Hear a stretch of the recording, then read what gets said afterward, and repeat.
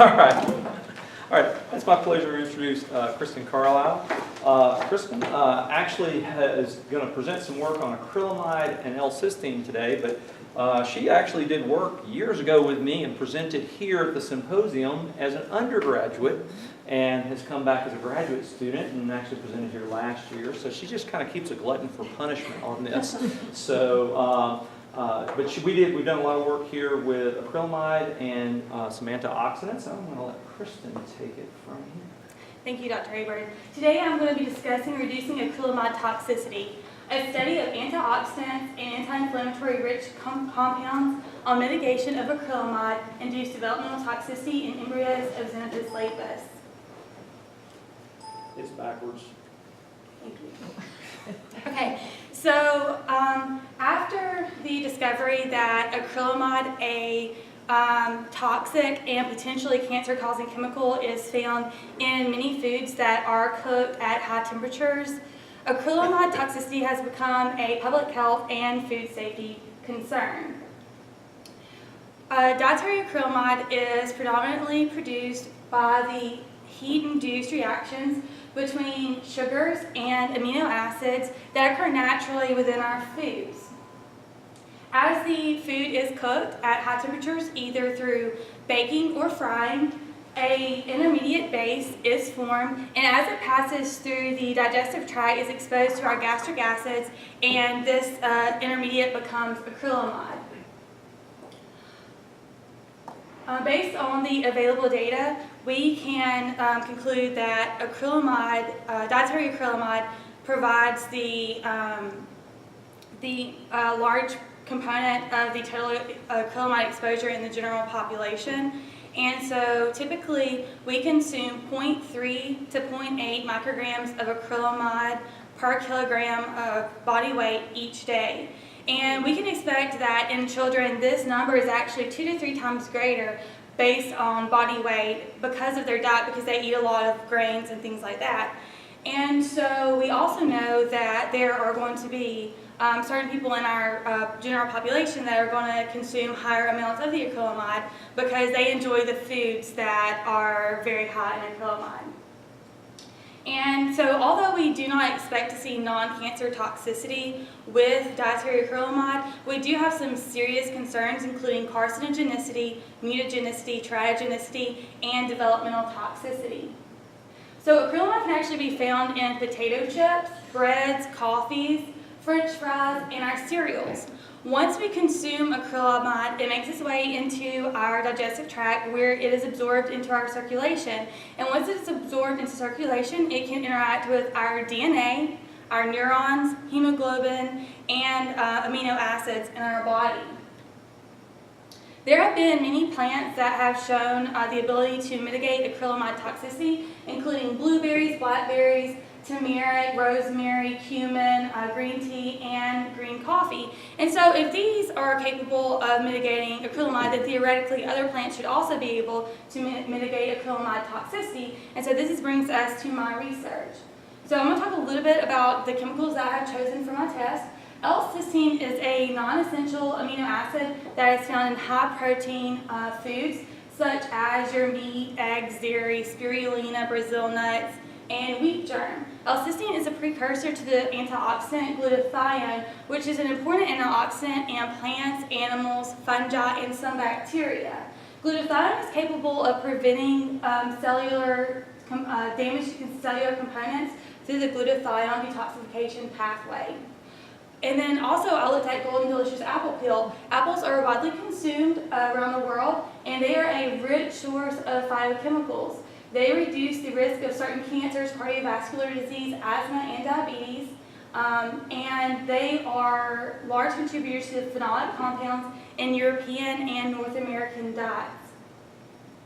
And the apple peels actually contain many bioactive compounds that we believe can mitigate acrylamide toxicity. Moringa leaf is a fast-growing drought-resistant tree that is native to the Himalayas in northwest India. It is cultivated in tropical and subtropical regions around the world. The leaves are the most nutritious part of the plant.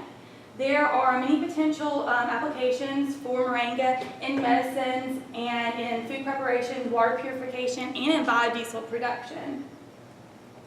And then goji berry has been traditionally used in Chinese medicine for about 2,000 years, and it has been marketed as a food product and dietary supplement in many countries. And so there has been an increase in people interested in the health and nutrient information for goji berries. We know that it is full of antioxidants and nutrients, and so I believe that it will be able to mitigate acrylamide toxicity.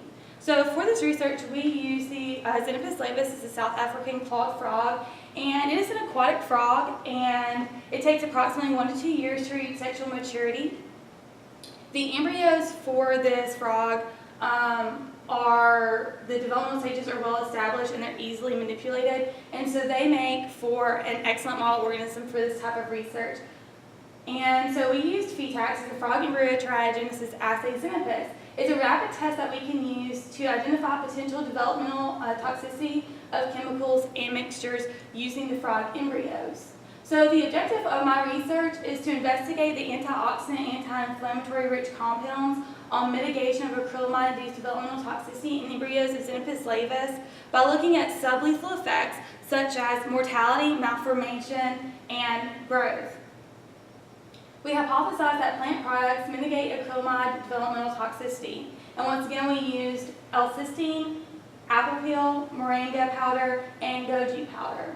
So we began our research by breeding our frogs. We had 2 adult Xenopus laevis frogs that a male and female were both injected with 200 international units of human chorionic gonadotropin.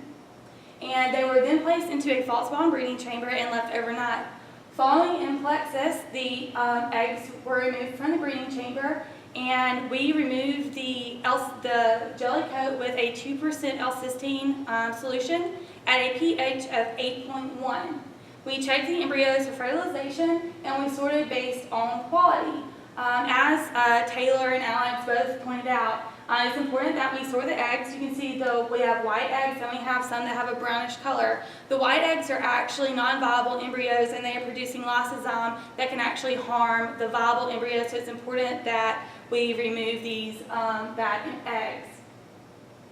And so to actually look at the different chemicals to determine their protection against acrylamide, we took early stage Xenopus laevis embryos and we exposed them to acrylamide, L-cysteine, plant product, or a mixture of plant product and toxicant for 96 hours with a 24-hour renewal solution.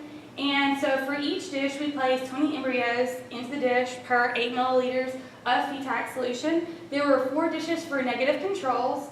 There were 4 dishes for positive controls that contained acrylamide. There were 4 dishes for test material, 4 dishes for test material with acrylamide, and all of these were placed at 24 degrees Celsius for the duration of the experiments. At 96 hours, mortality, malformation, and growth were recorded. Percent mortality was calculated based on the number of individuals that expired within the 96-hour testing period. Percent malformation was calculated based on the number of individuals that were malformed at the conclusion of the 96-hour test. And length measurement photos were analyzed using image J to determine length measurements. For statistical analysis, we used ANOVA with Fisher LSD to determine significant differences between or among the treatments for mortality, malformation, and growth.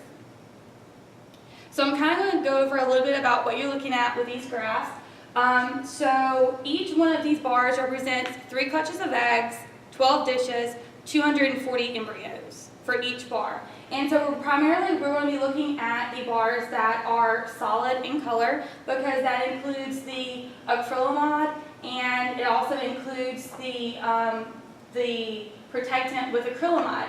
So for instance, we can look at the first graph and, that doesn't work. So we can look at the first graph. We see that for mortality, that L-cysteine protects against mortality. However, apple peel does not protect against mortality for acrylamide. And so for this one, once again, each bar represents 3 clutches of eggs, 12 dishes, 240 embryos, minus the ones that expired during the 96-hour period. So we see that acrylamide actually caused 100% malformation in the embryos. However, we saw protective effects against the acrylamide by L-cysteine and all the other protectants. And once again, each bar represents 3 clusters of eggs, 12 dishes, and 240 embryos minus the ones that expired. And we see that with this, we actually had protective effects. With L-cysteine, however, the other chemicals that we tested did not show protection on growth. So I'm kind of going to summarize the results really fast for you. For mortality, we saw protective effects with L-cysteine and goji. And with moringa, we actually saw an increase in mortality. For malformation, we saw protective effects in all of the chemicals, with L-cysteine reducing the acrylamide toxicity with the greatest, followed by moringa, goji, and then apple peel. And for the reduction in length, L-cysteine was the only one that showed a significant reduction. And so in conclusion, the plant products showed protective effects to varying degrees. For mortality, L-cysteine and goji berry both showed protective effects. The Golden Delicious apple peel showed no protective effects, and the moringa actually showed an increase in mortality. For malformation, all the chemicals that we tested showed protective effects, and for growth, only L-cysteine showed protective effects. And so the next step in this was to make a comparison between our plant products and L-cysteine. And so this is the summary of what we have. We use the L-cysteine percent equivalency factor to do this.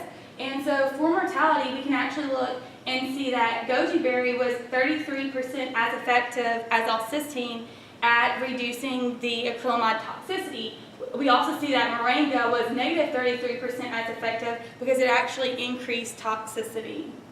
And for malformation, we can look at those numbers. We see that moringa was 39% as effective, and goji berry was 21% as effective. And although each chemical was somewhat effective on growth, it was not statistically significant. And so just to kind of bring into the global perspective why this research is important is because with globalization, although we've seen a lot of really positive things coming from this, we have also seen some negative things. A lot of people around the world are actually shifting to the Western diet, or the SAD diet, the standard American diet. It's very low in nutrients, actually, and so we don't eat a lot of fruits and vegetables, which actually help our immune system prevent chronic disease and infectious disease. And so there are concerns because as more and more people in impoverished nations are adopting the westernized diet, we expect that acrylamide toxicity could become a serious concern. And it's important that we address these issues now so that we can deal with it upstream and not be suffering from downstream consequences later on. And so I just want to take a second to thank Jacksonville State University, the School of Science Biology Department, Taylor and Alex and Alaw for all of their help in the lab. So at this time, are there any questions?